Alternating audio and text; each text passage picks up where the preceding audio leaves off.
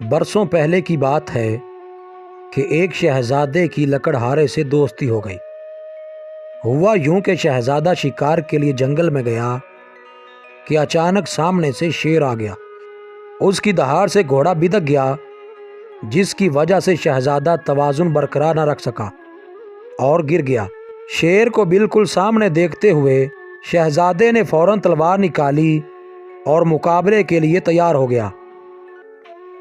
شیر اس کی جانب لپکا۔ شہزادے نے تلوار گھمائی جو شیر کی پسلیوں میں لگی۔ اب زخمی شیر اور بھی خطرناک ہو گیا تھا۔ اس نے شہزادے پر چھلانگ لگائی تو شہزادے کے ہاتھ سے تلوار گر پڑی۔ شیر نے شہزادے کو زخمی کر دیا۔ شہزادے نے خوب مقابلہ کیا، مگر بپھرے درندے سے مقابلہ آسان نہ تھا۔ آخر کار شیر نے اسے گرا دیا۔ قریب تھا کہ شہزادے کی گردن دبوچ تھا۔ اچانک شیر دہاڑ کر پیچھے کو مڑا۔ کسی نے اس کی کمر میں بڑی زور سے کلہاڑا مارا تھا۔ شیر دہاڑا اور جنگل کی طرف بھاگ نکلا۔ شہزادے نے دیکھا کہ ایک خوبصورت نوجوان نے فوراً شہزادے کو اٹھایا، ایک محفوظ جگہ پر لے جا کر اس کی مرہم پٹی کی۔ کچھ دیر بعد شہزادے کے محافظ اسے ڈھونڈتے ہوئے پہنچ گئے۔ انہوں نے شہزادے کو دوسرے گھوڑے پر بٹھایا اور محل کی طرف روانہ ہو گئے۔ یوں لکڑہارے کی شہزادے سے دوستی ہو گئی۔ وہ اس کی تیمارداری کے لیے محل آنے لگا تھا۔ شہزادہ اسے پسند کرنے لگا تھا کیونکہ وہ ذہین، عقل مند اور بہادر تھا، لیکن بادشاہ کو اس کی دوستی ایک آنکھ نہ بھاتی تھی۔ شہزادے نے احتجاج کیا کہ وہ میرا محسن ہے اور بہت اچھے اخلاق کا مالک اور ذہین انسان ہے۔ غریب ہونا کوئی جرم نہیں۔ ایسے سمجھدار سے دوستی کا ہاتھ بڑھایا ہے۔ اب مجھے زیب نہیں دیتا کہ اس سے تعلق توڑوں۔ بادشاہ نے حکم جاری کیا کہ اسے اور اس کے خاندان کو ملک بدر کر دیا جائے۔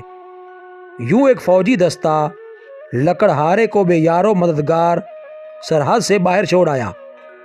کئی دنوں کی مسافت کے بعد وہ بھوکا پیاسا ایک بڑے شہر پہنچا، جہاں کھلے میدان میں بڑے چبوترے پر بڑی پگڑیوں والے بہت سے سردار، امراء اور تاجر بیٹھے تھے، جن کے سامنے میز پر پنجرے میں ایک پرندہ قید تھا۔ لکڑہارے نے اس بڑے اور عالیشان مجمع کا سبب پوچھا تو معلوم ہوا کہ کل ان کا بادشاہ فوت ہو گیا۔ آج یہاں نئے بادشاہ کا انتخاب ہوگا۔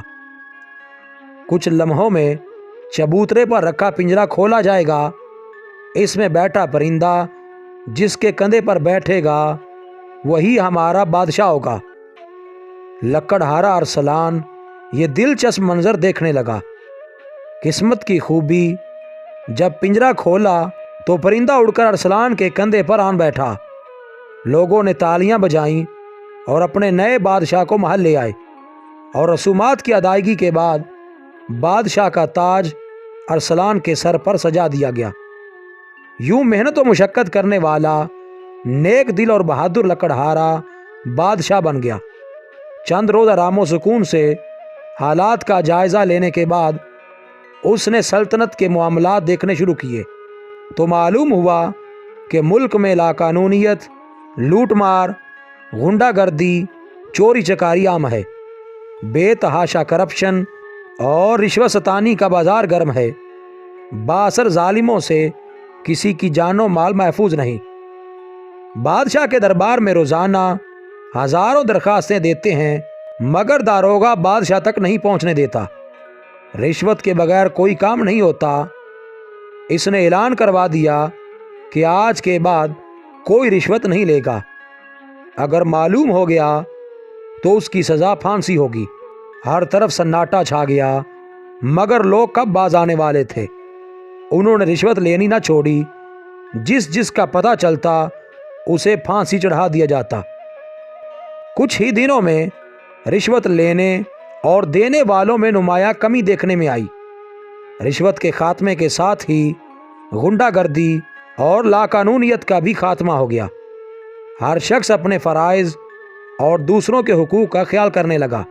یوں ملک میں اصلاح احوال کی صورت بنی اور تعمیر و ترقی کا نیا دور شروع ہو گیا۔ ریاست کی تعمیر کی شہرت چار سو پھیلی تو ارسلان کو ملک بدر کرنے والے بادشاہ نے اس سے ملنے کی خواہش کا اظہار کیا۔ ارسلان نے اپنا ولی عہد لانے کی شرط رکھی۔